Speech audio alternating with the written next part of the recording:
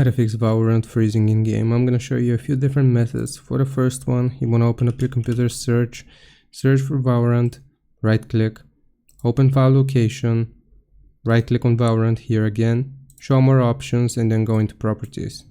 You want to go into the compatibility tab, and here you will check these three options: run this program in compatibility mode 4, disable full screen optimizations, and run this program as an administrator.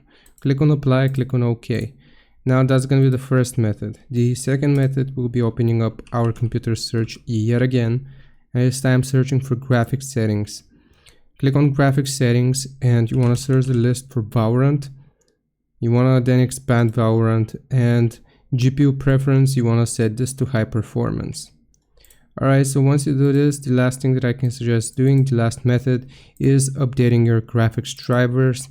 So here, if you're using AMD, you want to go to the AMD software, and also if you're using NVIDIA, you can open up the NVIDIA software, and right here you just want to update your graphics card drivers, and that should fix the issue. I hope this helps you out. Leave a like and sub, and I'll see you next time.